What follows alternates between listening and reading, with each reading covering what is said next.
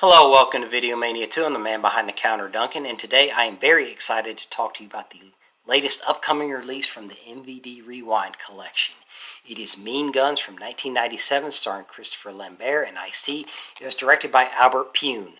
Albert Pyun was best known for directing The Sword and the Sorcerer and Cyborg. He also did some Kickboxer sequels, Kickboxer 2 and Kickboxer 4. He also did a movie called Nemesis. He had a very prolific career.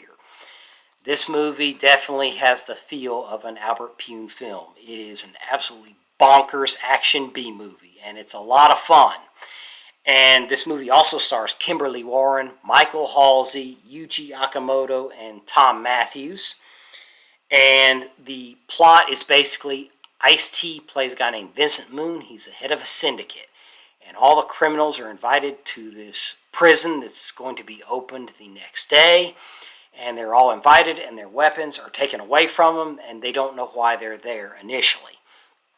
And he said, all of you have betrayed the syndicate in one way or another, and there's about 50 of them there. And he said, only 3 of you are going to survive this. And for the 3 that survive, there's a $3 million purse, split 3 ways, so $3.3 million each. So now they're all unarmed and they're in one room, and here's where the bonkers part starts. He takes a bin and dumps out a bunch of guns, and they all scramble for him, obviously, to try to survive, and they're empty, so they all fire each other. And then he grabs another bin, and there's some lead pipes and bats and some ammunition, so he dumps those over the balcony and down there, and they all scramble for that, and that's where the hijinks ensue. It's absolutely crazy. You know, it just starts off with a bang here. And, you know, everybody's scrambling and shooting each other, hitting each other with bats and lead pipes. It's just an absolute crazy scenario here, and it's a lot of fun. And this was photographed very well. The cinematographer, George Maradian, does a very good job here. And the aesthetic of this movie is very interesting as well. When they're outside the prison, it's very bright, but, you know, very clear. And when they're in the prison, it kind of has a bleach look, almost like Minority Report, where the sun's shining through the windows, and then there's this grayish hue in there, and it's a different look, and it took a little getting used to, but I like it now, and it really works for this unconventional film, to say the least. And another thing that really works here is the music. There's this mambo music, like you could dance to this movie almost. Like there's some conventional music for an action movie of this genre, but then there's a lot of mambo music like interspersed throughout. So it has here, and it has some humor at times. And all the characters, none of them are particularly good, but some of them have some redeeming value, so you can get behind some of them a little bit. And uneasy alliances are formed, and nobody really trusts each other, though, and some have different motivations than others. So it's all very interesting here, and it works pretty well. And overall, this movie, not all of it works, but it works pretty well for the most part. There's a few parts where I think it drags a little bit. It could have been tightened up a little bit. But this movie, for as small of a budget as it has and the shooting schedule that it had, it overall, it turned out pretty well, and that's what Albert Pyun was best known for, was making unconventional movies and very creative movies on very small budgets. So he knew how to do that, and in some of the special features, some of the people that worked on this movie talked about how he was so good at adapting.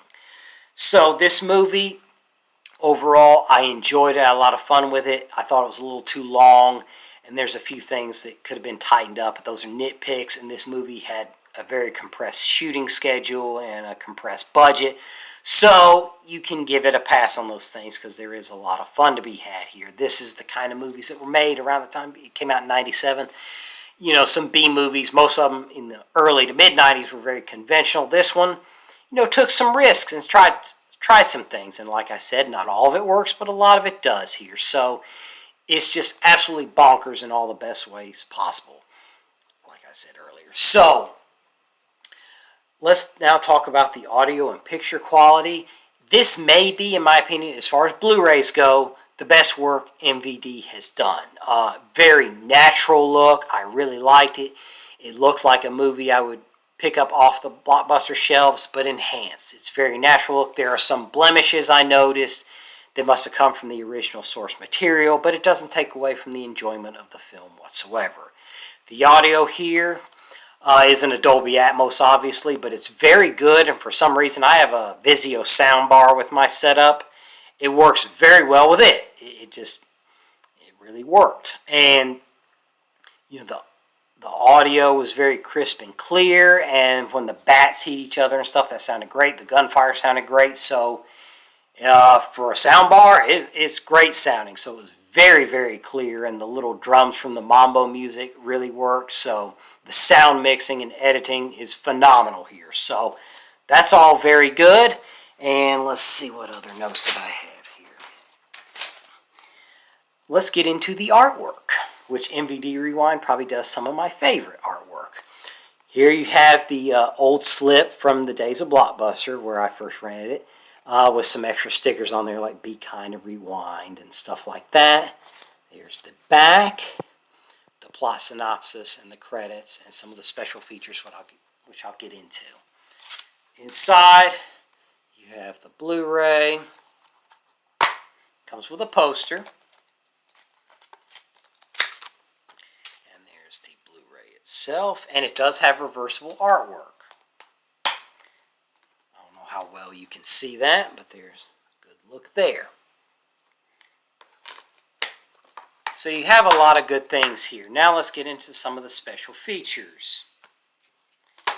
Special features include audio commentary with director Albert Pune. This must have been recorded a while back because he's no longer with us, sadly. It has an introduction before you watch the movie. I watched that with an introduction by Albert Pune. That obviously must have been recorded some time back because I think he's been gone for 2 years now, I believe. And a new interview with producer Gary Schneider. A new interview with executive producer Gary Schmoller, I'm sorry. New interview with executive producer Paul Rosenblum. New interview with composer Anthony Risparetti. And the original theatrical trailer. So a lot of great stuff here. I'm sorry the printing's so small here, so it took me a minute to focus on it. So everything here, it's a great package. I kind of would have liked to have heard what Tom Matthews' experience was on it.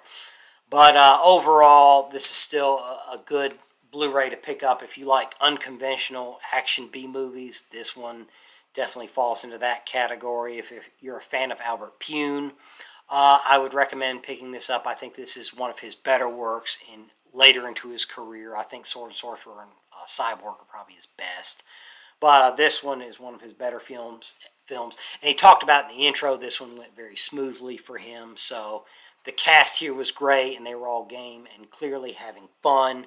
So this movie, MVD Rewind, they really hit a home run with this. So those are my thoughts on it. Let me know what your thoughts of this movie are. Are you going to pick it up?